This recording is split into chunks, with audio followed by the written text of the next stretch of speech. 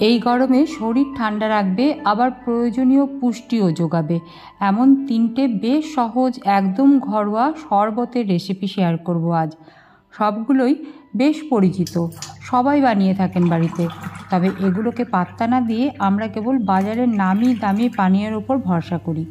আজকের ভিডিওর মাধ্যমে বলতে চাইছি যে একেবারেই ঘরোয়াভাবে এমন কিছু পানীয় আমরা বাড়িতেই বানিয়ে নিতে পারি, যেগুলো শুধু শরীরে জলের চাহিদা পূরণ করবে এমনটা নয়, যোগাবে পুষ্টিও, পেটও ভরবে, শরীর রাখবে ঠান্ডাও। আসুন তাহলে শরবত বানানো শুরু করি। নমস্কার বন্ধুরা, শম্পার রান্নাঘরে সবাইকে অফুরন্ত ভালোবাসা আর স্বাগত জানিয়ে শুরু করি আজকের পর্ব। আজ প্রথমেই দেখাবো বেলের পানা বা বেলের শরবত আমি কিভাবে বানাই।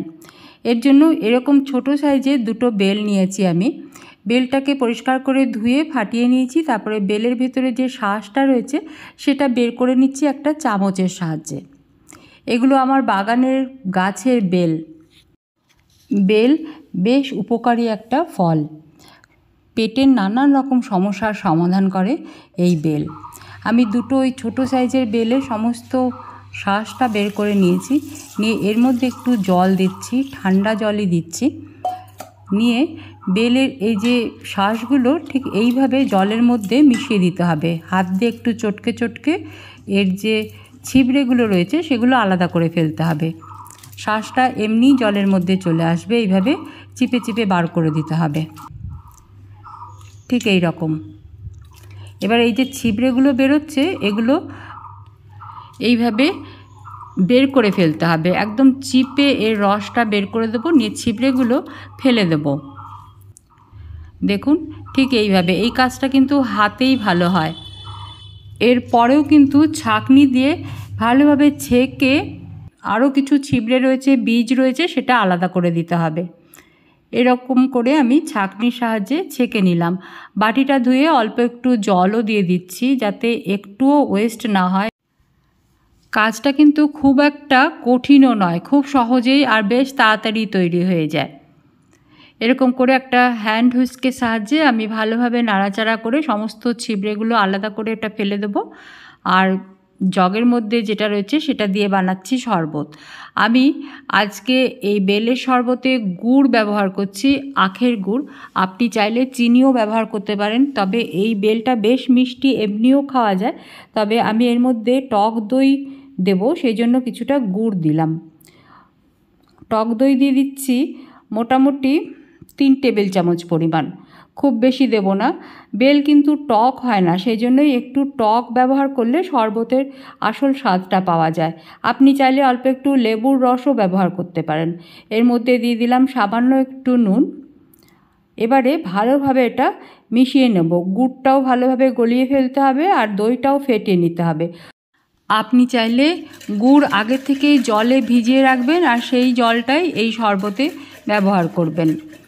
আমি দেখানোর সুবিধার্থে গুড়টা আলাদা করে পরে মিশিয়েছি। খুব ভালোভাবে মিনিট 2 সময় ধরে সুন্দর করে ফেটিয়ে নিলাম, যাতে গুড়, বেল বা দই কোথাও আলাদা আলাদা হয়ে না থাকে। দেখুন একদম স্মুথ একটা সুন্দর পানীয় তৈরি হয়ে গেল। এটা শরীরকে যেমন ঠান্ডা রাখবে সেরকমই পুষ্টিও যোগাবে। একটা পাখি ক্রমাগত ডেকে চলেছে। আপনারা যদি জানেন যে এটা কোন পাখির ডাক, তাহলে আমাকে কমেন্ট সেকশানে লিখে জানাবেন। এই পানীয় আপনি সকালেও খেতে পারেন বা শেষ দুপুরে মানে বিকেলের আগেও খেতে পারেন। এবারে যেটা দেখাবো সেটা হলো ছাতুর শরবত। এই রেসিপিও কিন্তু প্রায় সবারই জানা। আমি কিভাবে বানাই সেটা দেখাচ্ছি। একটা বাটির মধ্যে আমি নিয়ে নিলাম 3 টেবিল চামচ ভরে ভরে ছাতু। মোটামুটি এখানে 50 গ্রামের মতো ছাতু রয়েছে। এর মধ্যে দিয়ে দিলাম অল্প একটু নুন, এর মধ্যেই দেব একটু বিট নুন দিচ্ছি।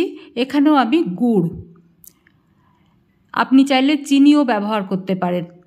আখের গুড় শরীরকে ঠান্ডা রাখে, চিনিও ঠান্ডা রাখে, তবে আখের গুড়টা তুলনামূলকভাবে চিনির থেকে একটু পুষ্টিকর। দিয়ে দিচ্ছি অল্প একটু চাট মশলা। আপনি চাইলে এখানে ভাজা মশলার গুঁড়োও ব্যবহার করতে পারেন। এবারে এর মধ্যে দিয়ে দিচ্ছি 1 টেবিল চামচ পরিমাণ লেবুর রস। নিয়ে প্রথমে অল্প একটু ঠান্ডা জল দিয়ে গুলে নেব। বেশ ভালোভাবে ওই হ্যান্ড হুইস্কের সাহায্যে ফেটিয়ে নিতে হবে। ছাতুতে রয়েছে ভরপুর মাত্রার প্রোটিন, ভিটামিন আর মিনারেল। ছাতু ওজন কমাতেও সাহায্য করে, আবার শরীর ঠান্ডা রাখতেও সাহায্য করে। এই সমস্ত উপকরণ ভালোভাবে একটু ফেটিয়ে নিচ্ছি। গুড়টা সুন্দরভাবে গলে যাওয়া পর্যন্ত এটা ফেটিয়ে নেব। এবারে আরও একটু জল দিয়ে দিচ্ছি। মোটামুটি 1 গ্লাস আমি শরবত বানাচ্ছি, সেই রকম করে জল মেশাতে হবে। আপনি চাইলে আরেকটু ঘন করে এটা ব্রেকফাস্ট হিসেবেও ব্যবহার করতে পারেন। একটু পাতলা রেখেছি আমি আজকে। ব্যাস, আমাদের ছাতুর শরবতও কিন্তু তৈরি হয়ে গেল। সুন্দর একটা গ্লাসে এটা সার্ভ করে দিচ্ছি। এর ওপর দিয়ে একটু লেবুর টুকরো আর পুদিনা পাতা দিলে দেখতে কিন্তু খুব সুন্দর লাগবে। ঠিক এরকম করে সাজিয়ে পরিবেশন করা যায়। আবারও একটা খুব পরিচিত আর জনপ্রিয় রেসিপি হলো লস্যি। এর জন্য একদম ঘন দই নিচ্ছি আমি 150 গ্রাম মতো।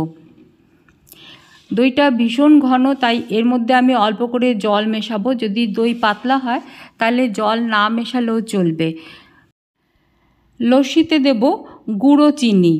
আমি 2 টেবিল চামচ পরিমাণ গুঁড়ো চিনি দিচ্ছি। দানা চিনি হলে একটু কম লাগবে, তবে লস্যিতে গুঁড়ো চিনি দেওয়া ভালো, কারণ দইয়ের মধ্যে চিনি গুলতে অনেক সময় নিয়ে নেয়। সেই জন্য চিনিটা আগে গুঁড়ো করে তারপরে মেশানোই ভালো। অল্প একটু নুন দিয়ে দিলাম, নিয়ে একটু জল মেশাবো প্রথমে, পরে প্রয়োজন পড়লে আর একটু জল মেশাবো। আমি এখানে 1/2 কাপ মতো জল মিশিয়ে দিলাম। মোটামুটি যতটা দই নিচ্ছি তার অর্ধেক পরিমাণ জল মিশিয়ে লস্যি তৈরি করলে কিন্তু খুব ভালো লস্যি তৈরি হবে। তবে দই পাতলা হলে কিন্তু জল মেশানোর কোনো প্রয়োজন নেই। লস্যি মিক্সিতে এরকম করে ঘুরিয়ে নিলে কিন্তু লস্যিটা পাতলা হয়ে যায় আর বাটারটা আলাদা হয়ে যায়, লস্যির স্বাদ তেমন আসে না। সেই জন্য এরকম করে ডাল ঘুটুনি দিয়ে বা হ্যান্ড হুইস্ক দিয়ে এরকম করে ঘুটে নিলে কিন্তু বেশ সুন্দর লস্যি তৈরি হয়।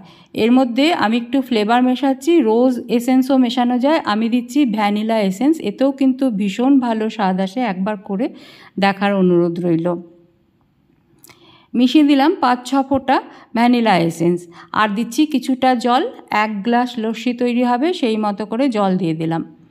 মোটামুটি আগেও বলেছি যতটা দই নিয়েছি তার হাফ বা হাফের থেকে একটু বেশি জল মেশালেই সুন্দর একটা লস্যি তৈরি হয়ে যাবে।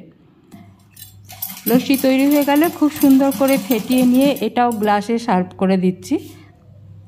ভীষণ পুষ্টিকর 3টে পানীয় রেসিপি আমি শেয়ার করলাম। এগুলো খেয়ে আর খাইয়েও কিন্তু বেশ সুখ।